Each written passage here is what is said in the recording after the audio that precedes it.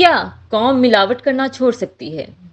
क्या कम तोलना छोड़ सकती हैं? क्या हम जाली और नाकिस चीजों को कस्में खाकर बेचने से बाज आ सकते हैं? क्या रिश्वतखोरी छोड़ सकते हैं? क्या कम तोलना छोड़ सकते हैं? क्या जगह जगह गंद फैलाना खत्म कर सकते हैं? क्या यहाँ का plumber, technician, electrician, motor mechanic छोटी मोटी प्रॉब्लम पर झूठ बोल के सारिफ से हजारों रुपया ठगना बंद कर सकता है? क्या मुल्ला अपने धंधे के लिए झूठ रिवायात गढ़ना बंद कर सकता है? क्या हम सड़कों को अपनी मासी का वेड़ा समझकर जहां दिल चाहे रेड़ियां लगाना बंद कर सकते हैं? क्या हम जायज टैक्स पर भी हड़तालें करके अपनी बात मनवाना छोड़ सकते हैं? क्या यहाँ का ताजिर हर चीज पर चीज की कीमत के बराबर मुनाफा हासिल करना बंद कर सकता है? वगैरह वगैरह। अगर नहीं तो गिला सिर्फ हुकूमतों से कैसा? क्या खुद एहतिसाब भी हमारे निसाब में शामिल ही नहीं? क्या यह हकीकत नहीं कि कोई भी काम अगर ठीक करने का फैसला किया जाता है तो हम लोग खुद ही रास्ते में सीसा पलाई दीवार की तरह बन जाते हैं? इसी मौजू को आज कुछ और लफ्जों में बयान किया है, जाके पढ़िए और जानिए। खुद एहतिसाबी भी दुरुस्तगी के अमल का पहला जीना है। हुकूमतों में जो लोग आते हैं वो इसी मुआशरे का हिस्सा होते हैं। मजीद खबरों और अपडेट्स के लिए सब्सक्राइब करें हमारा चैनल और देखते